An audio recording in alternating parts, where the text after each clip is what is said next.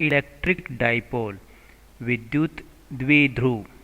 जब दो ऐसे चार्ज जिनका मैग्नीट्यूड परिमाण समान हो लेकिन उनकी जो नेचर है वो अपोजिट हो या विपरीत प्रकृति के हों और वो अल्प दूरी पर स्थित हों, तो ऐसा जो युग्म बनता है उसे इलेक्ट्रिक डाइपोल कहते हैं। जैसे ये एक प्लस चार्ज Q है और इतना ही मैग्नीट्यूड में माइनस चार्ज हो, तो इस प्रकार का ये जो युग्म बनता है इस युग्म को इलेक्ट्रिक डाइपोल कहते हैं। ये जो अब युग्म बन गया ये इलेक्ट्रिक डाइपोल है। इन दोनों के बीच की ये डिस्टेंस जो है वो मान लो d है, दोनों चार्ज के बीच की। तो फिर इलेक्ट्रिक डाइपोल मोमेंट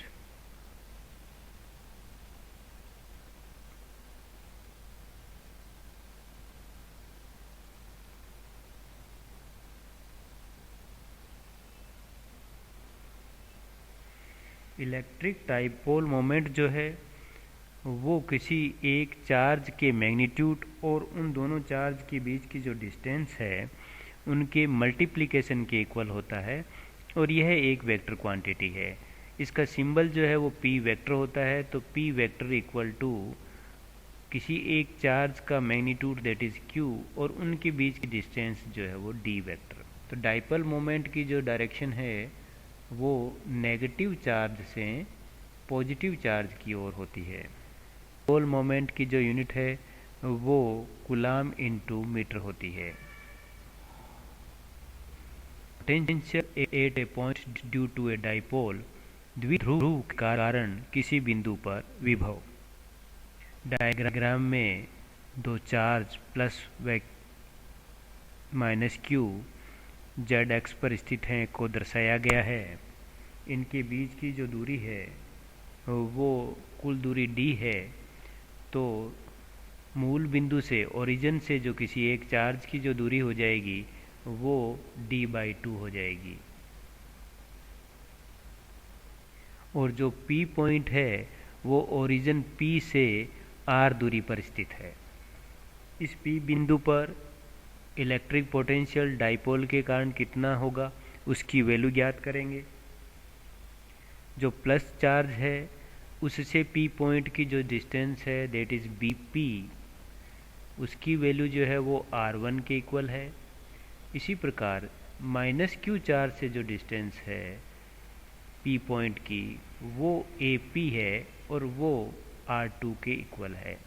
इस प्रकार R1 जो डिस्टेंस है वो प्लस चार्ज की P पॉइंट से डिस्टेंस है और जो R2 डिस्टेंस है वो माइनस Q चार्ज की P पॉइंट से डिस्टेंस को व्यक्त करता है।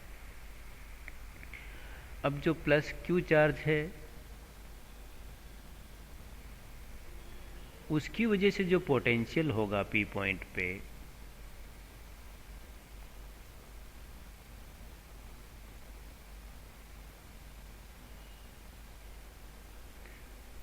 φ1 इक्वल टू उसकी वैल्यू हो जाएगी KQ/R1। यह जो है पॉइंट चार्ज वाला पोटेंशियल का फार्मूला होता है KQ/R, उस फार्मूले को यहाँ काम में लिया गया है। तो φ1 की वैल्यू हो गई KQ/R1।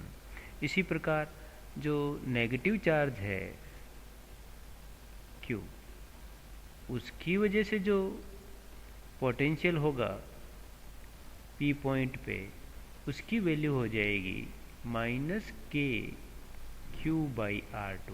इसे φ2 द्वारा रिप्रेजेंट किया गया है। तो φ2 की वैल्यू हो गई -KQ/R2, जहाँ K जो है वो कांस्टेंट है और इसकी वैल्यू जो होती है 1/4πε0।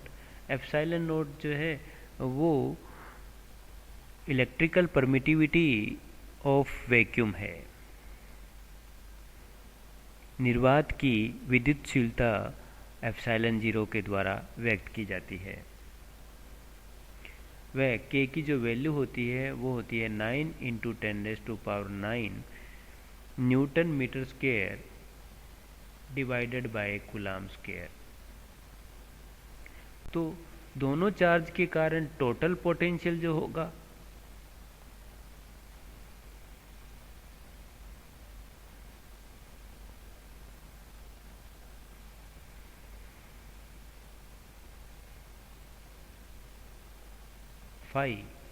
वो φ1 प्लस φ2 के इक्वल होगा।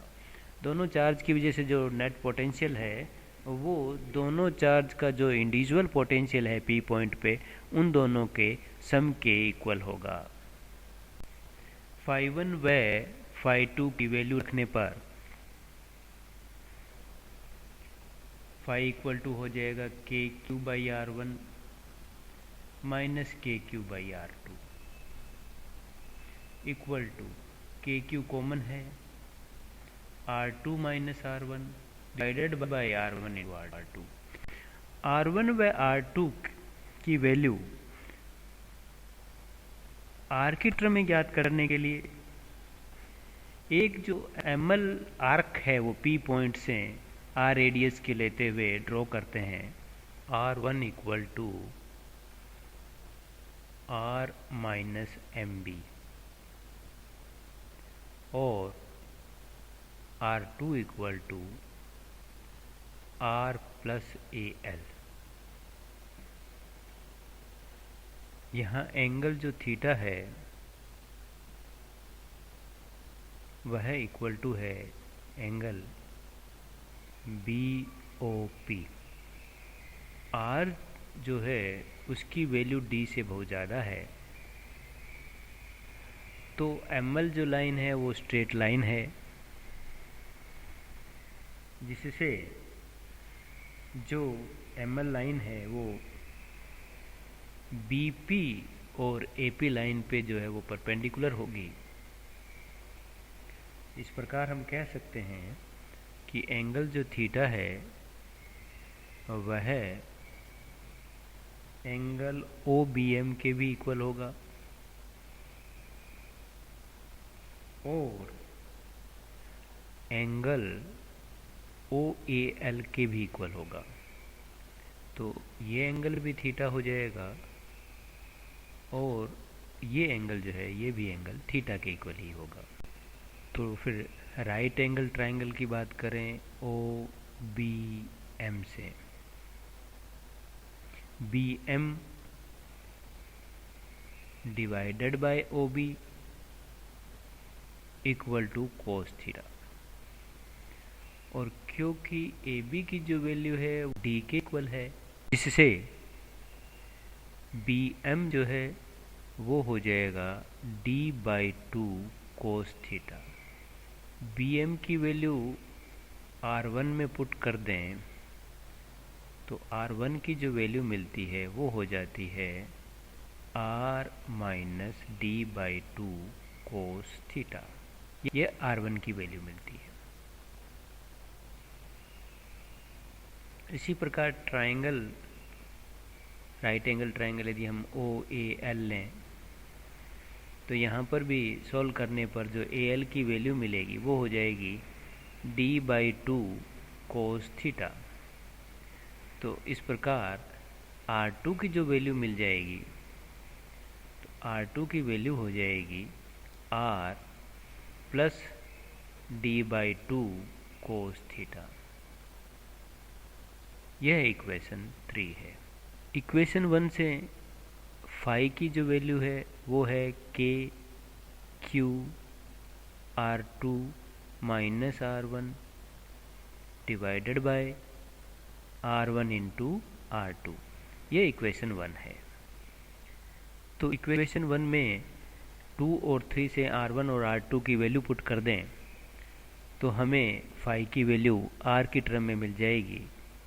तो फाई इक्वल टू हो जाएगा k q r two minus r one है तो आर टू की वैल्यू है r plus d by two cos theta minus r one की वैल्यू है r minus d by two तो यहाँ पर प्लस हो जाएगा cos theta whole divided by r one r two तो आर वन की वैल्यू है r minus d by two cos theta और R2 की जो वैल्यू है वो है R plus d by two cos theta.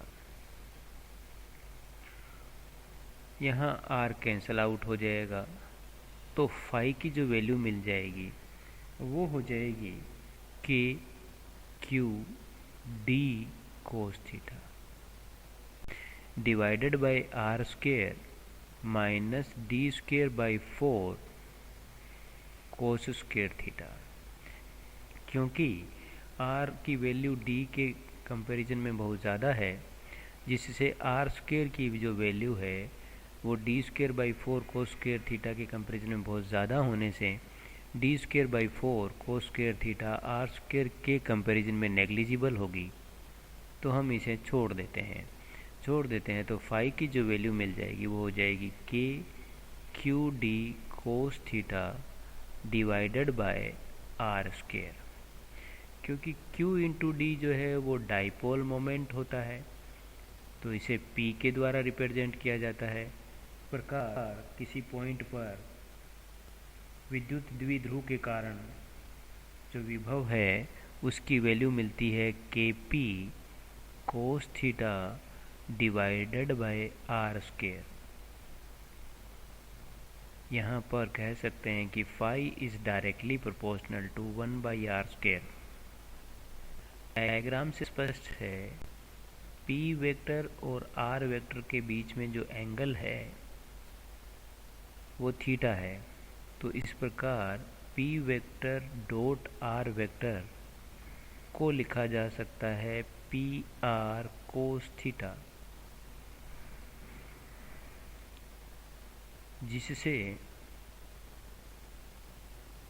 P cos theta को लिखा जा सकता है P dot R divided by R।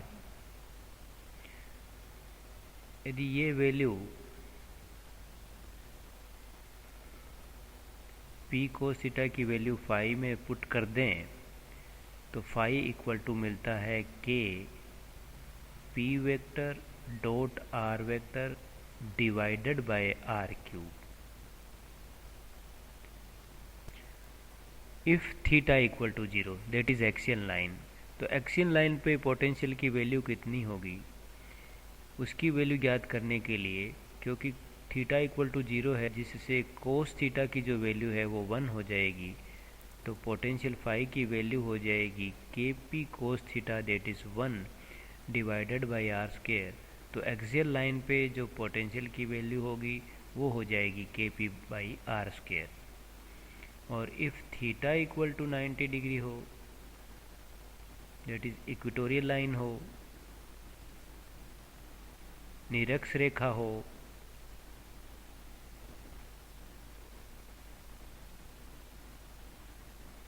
तो उस स्थिति में कोस फाई की वैल्यू 0 होगी और पोटेंशियल फाई की वैल्यू भी 0 मिलेगी। इस प्रकार द्विध्रुव के निरक्ष पर जो भी बिंदु होता है, जो भी पॉइंट होता है, उस पर जो पोटेंशियल की वैल्यू होती है वो हमें 0 मिलती है।